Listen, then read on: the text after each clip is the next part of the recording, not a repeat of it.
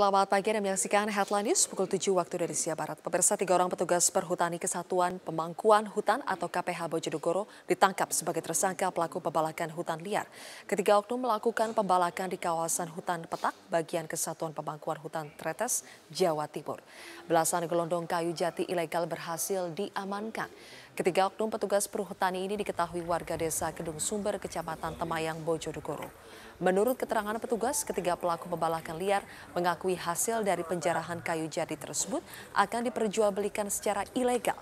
Kayu jati yang masih berbentuk gelondongan dijarah dari kawasan hutan Petak 62 dan 65 BKPH Tretes. Selain mengamankan ketiga pelaku sebagai barang bukti, polisi juga mengamankan 1 unit mobil pick-up yang digunakan oleh pelaku untuk mengangkut belasan batang kayu jati dengan ukuran bervariasi. Selain itu, polisi juga mengamankan 2 unit kendaraan roda 2 yang digunakan saat melakukan pembalakan oleh pelaku.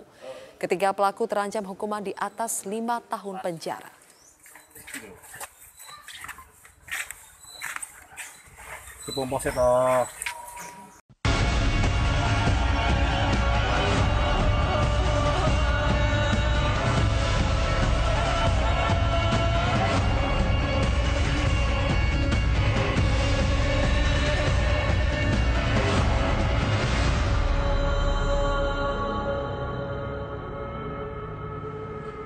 BPK kembali tercoreng karena auditornya tertangkap tangan KPK terkait suap pemberian opini wajar tanpa pengecualian atau WTP kepada Kementerian Desa Pembangunan Daerah Tertinggal dan Transmigrasi.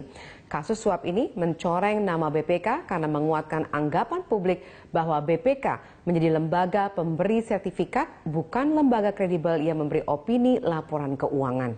Karena itu, kasus suap ini harus menjadi pintu masuk untuk memeriksa semua pemberian status WTP kepada kementerian atau lembaga negara non-kementerian. Untuk membahas topik ini bersama saya Valerina Daniel, telah hadir di studio kami Koordinator Divisi Investigasi Indonesia Corruption Watch atau ICW Febri Hendri, dan melalui sambungan telepon sudah bergabung bersama kami anggota BPK Hari Azhar Aziz. Saya sapa dulu Mas Febri di studio, selamat malam. Selamat malam, Mbak. Terima kasih sudah bergabung sama kami. Baik, saya langsung ke Pak Hari di telepon. Pak Hari, dari BPK bagaimana tanggapannya? Apakah ini merupakan suatu yang mengejutkan dari BPK? Sebelumnya belum pernah terjadi? Ya, ini memang mengejutkan betul karena juga saya baru 2,5 tahun di BPK. Selama awal sampai 2,5 tahun tidak pernah terjadi. Saya pernah mendengar waktu saya masih di DPR tahun 2010 anggota pegawai BPK itu ditangkap juga oleh OTT yang kasus Bekasi itu. Nah, sekarang ini kira-kira yang kedua. Kalau ada beberapa juga seperti di Tomohon, tapi kasusnya itu pengaduan, tapi oleh kejaksaan. Dan itu semua yang sudah terbukti bersalah, maka kita pecat. Ada kemungkinan yang selama ini masih proses, belum ada ingkrah keputusannya, yang bersangkutan bisa mengundurkan diri dan kemungkinan masih bisa mendapat hak pensiun. Tapi kalau sudah diputuskan ingkrah, maka dan dia belum mengundurkan diri, kemungkinan dia tidak akan mendapat hak pensiun. Baik, dari pihak BPK sendiri, apakah sudah melakukan audit sendiri untuk kasus ini? Kasus ini akan kita bicarakan dalam sidang badan. Di badan itu ada 9 pejabat negara yang pengambilan keputusannya secara musyawarah, atau kalau terjadi voting itu 5 anggota mesti setuju, maka dia menjadi keputusan yang sah. Nah, apa nanti bentuk keputusannya kita belum tahu karena itu akan segera kita lakukan. Baik. Tahan dulu sebentar Pak Hari, saya ke ICW. Tadi Pak Hari mengatakan di BPK sendiri saat ini masih cukup dalam tanda kutip terkejut dengan kasus OTT ini. Tapi saya juga punya data dari ICW mengatakan sejak 2005 sudah ada 6 kasus yang melibatkan 23 pejabat BPK. Bisa dijabarkan soal itu? Iya, misalnya kan kasus terkait dengan KPU ya, audit KPU tahun 2005 ya, di mana waktu itu kan ada pejabat KPU yang mau di OTT oleh KPK, dibantu oleh BPK begitu. Terus kemudian juga ada kasus ya seperti tadi sampaikan di Bekasi begitu ya, di Tomohon, terus juga ada di Kemenaker Trans kemarin. Dan terakhir yang ini itu adalah kasus yang disebutkan oleh KPK dalam dakwaan kasus iktp. Ya, dan itu hampir semuanya itu, bukan hampir semuanya, itu sudah melibatkan anggota auditor BPK. Polanya seperti apa dari ICW menangkapnya? Macam-macam ya. Ada yang memang terkait dengan jual beli predikat WTP. Ada juga yang terkait dengan soal temuan, begitu. Juga ada soal pelurusan laporan keuangan, begitu. Jadi memang kalau sekarang masyarakat kemudian menganggap ada sesuatu yang disebut dengan jual beli dalam proses pemberian status ataupun sertifikasi oleh BPK, apakah kasus ini seperti mengiyakan anggapan itu menurut ICW? Menurut kami begitu, karena sudah ada informasi yang masuk kepada kami dan juga ada beberapa media yang sudah mengungkap bahwa ada pejabat BPK, auditor, dan juga mungkin barangkali anggota BPK yang diduga memperjualbelikan predikat WTP ini kepada daerah. Nah, sekarang dengan adanya kasus ini ternyata memang bisa begitu. Sebelum-sebelumnya mungkin barangkali itu sifatnya informasi ya, sifat data yang mungkin barangkali masih belum bisa diklarifikasi. Ya. Tapi dengan adanya OTT KPK, meskipun juga ini belum masuk proses peradilan, paling tidak sudah ada menunjukkan indikasi kuat bahwa sistem di BPK itu terutama dalam mekanisme pemberian opini terhadap pemeriksaan laporan keuangan itu ternyata masih rawan juga untuk diperjualbelikan. Baik, saya ke Pak Hari kembali. Pak Hari, ini bagaimana klarifikasi dari BPK terkait dengan anggapan publik yang soal jual beli status, kemudian sekarang ada terjadinya OTT. Bagaimana kemudian BPK dalam hal ini mengklarifikasi sebenarnya prosesnya seperti apa sehingga akhirnya bisa keluar status tersebut? Sekarang saya membawahi Indonesia bagian timur, jadi seluruh pemberian WTP untuk provinsi, kabupaten, kota itu berjenjang. Jadi oleh timnya itu mulai ketua tim sama anggotanya, kemudian ada penanggung jawab tim, ada pengendali teknis. Nah itu mereka mengusulkan, usulan itu masuk kepada kantor perwakilan. Kantor perwakilan itu membentuk tim lagi untuk mereview hasil tim itu.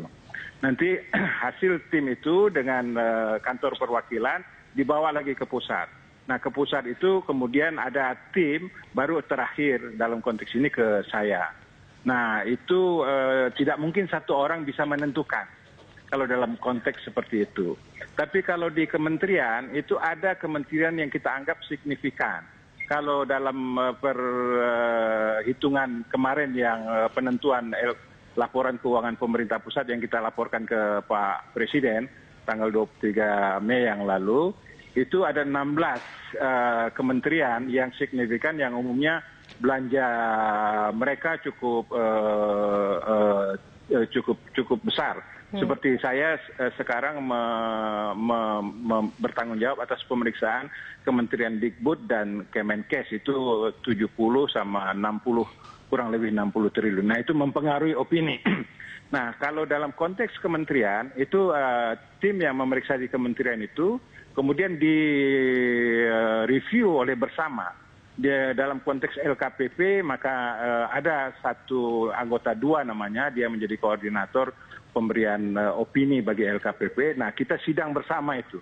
Nah tiap-tiap kementerian itu digugat atau dimasalahkan, kok ini bisa seperti ini bisa seperti itu, bagaimana model pemeriksaannya dan seterusnya.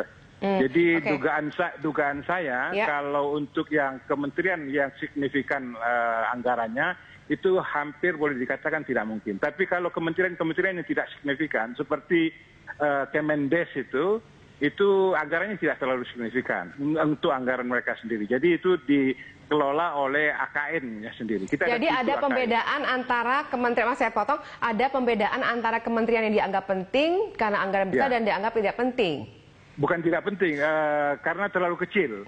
Untuk kalau seluruhnya ada 34 kementerian dan ada sekitar hampir totalnya 87 dengan lembaga-lembaga. Jadi tidak semua kita teliti dalam konteks LKPP, dan begitu tiap-tiap kementerian yang signifikan itu selesai, maka kita nyatakan apakah dia memperoleh opini apa. seperti itu. Baik, kalau dalam hal untuk tadi Kemendes Anda katakan tidak termasuk yang signifikan. Nah, kemudian apakah itu kemudian membuka peluang untuk terjadinya jual beli lebih besar?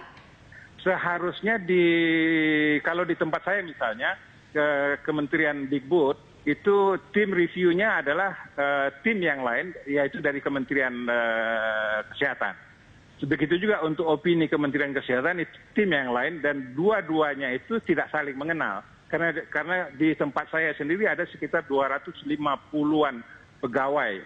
Ditambah dengan sekitar saya sekarang di Makassar ada sekitar 201 perwakilan saja. Saya membawai sekitar 18 provinsi dan totalnya 259 kabupaten kota. Itu masing-masing, jadi total pegawai di tempat saya itu kurang lebih sekitar 800-an orang. Baik. Nah itu saling tidak kecuali yang satu unit gitu. Nah dalam pengalaman saya tidak mungkin keputusan pembentukan opini itu oleh satu unit saja. Dia mesti di review oleh unit yang lain. Saya tidak tahu untuk AKN yang lainnya, di AKN 3 kasus yang terakhir ini di AKN 3.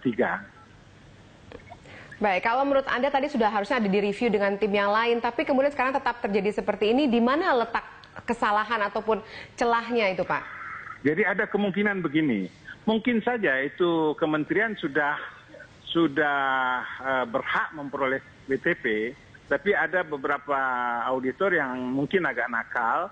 Dia mengatakan kepada si auditi, kepada kementerian itu tidak mungkin begini dengan maksud yang kita sudah paham seperti yang terjadi terakhir kemarin itu. Nah itu si kementerian biasanya tidak tahu, dan kementerian itu biasanya juga diikut sertakan Irjen, juga diikut sertakan BPKP, dan kalau tidak itu juga DJKN. Jadi di pemerintahan itu bukan satu kementerian saja, tapi ada pegawai-pegawai dari beberapa kementerian lain. Sehingga seharusnya mereka juga sudah paham ini opininya mengarah kemana. Walaupun kita tidak menyebut ini akan opini WTP atau ini akan opini, tapi dari material yang sudah terhitung bermasalah, apakah itu lewat dari standar kita, misalnya 3%, kalau misalnya 100 miliar, kalau di atas 3 miliar berarti tidak mungkin dia dapat WTP. Nah, baik, seperti itu kemungkinannya. Baik, kita jeda dulu sejenak Pak Hari. Mohon ditahan dulu teleponnya. Kami akan kembali saja berikut ini pemirsa.